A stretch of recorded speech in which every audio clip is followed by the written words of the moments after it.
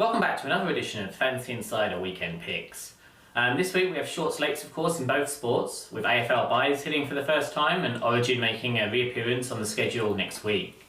Despite that, however, there's big dollars up for grabs this week with two $10,000 contests at Moneyball for single game AFL, in addition to their 5k Saturday and Sunday slates. And Draft Stars are continuing with their 30,000 weekly shootout, in addition to qualifiers for their 50,000 Draft Stars Classic and a whole bunch of other contests across the weekend. Let's start today with the AFL and our Moneyball Team of the Week. The odds this week suggest there's going to be a bit of a mix of blowouts and close games. Hawthorn, West Coast Sydney, especially Greater Western Sydney are favourites. All of those teams in the region of 20 to 65 points. And that's going to make for a fairly varied lineup here.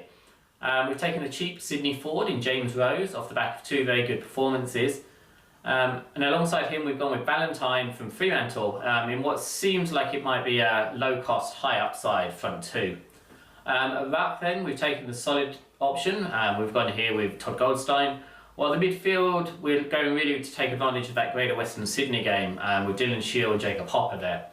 It's worth mentioning here that both Hopper and Williams, who's in the defence, are part of an extended bench at this point where we're recording this for Greater Western Sydney. So you're going to want to watch over their availability. Connor Blakely is a potential replacement in midfield, and Logan Austin or Sam Collins are the people I'd perhaps be looking to bring in defence if either of those don't play.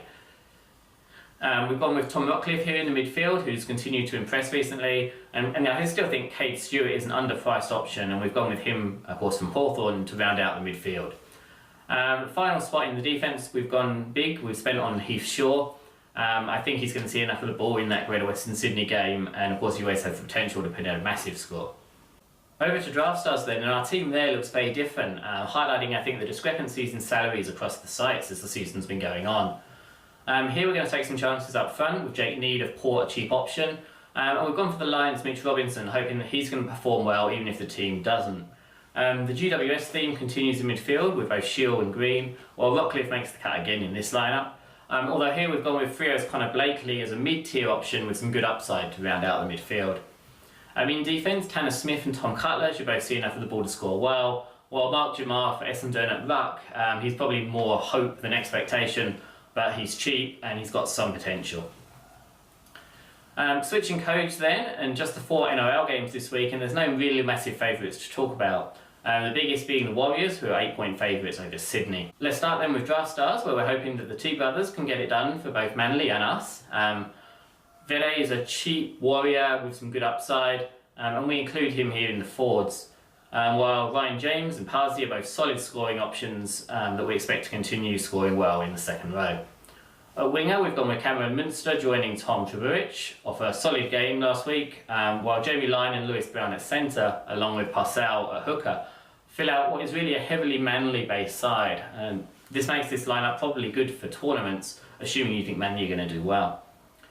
Corey Norman at half has just kept improving the past few weeks, and I think he looks a good bet again this week against the Souths. At Moneyball then, there's still a Manly influence, although perhaps a bit less in the attacking players. Both of the T brothers make it again, along with Coruscant now at hooker, while the back line looks very similar with Vete and Parsi, this time joined by Mitchell Orbison. At half, we've taken Ryan Matheson, who presents a bit of a cheap option, the potential to score 30 or so, which will get it done for that salary. While the Melbourne Storm influence is doubled here on the wings with Vunivalu joining Munster. In a big tournament, I'd have some hesitation about including two wingers from the same team in what is a full round contest. But it's a short week this time around, so it may be okay, and it's definitely a decent option if you're playing in a double up or head-to-head contest. So that rounds out another week of our picks. Let us know who you think is a sure thing for this weekend in the comments below or on social media, at Fantasy Insider on Twitter or Fantasy Insider on Facebook, and we look forward to seeing you on the leaderboards. Be sure to check out the Fantasy Insider site next week for a preview of our new lineup cruncher, now with many times more metrics to help you build that contest-winning lineup. And until next time, have a great weekend.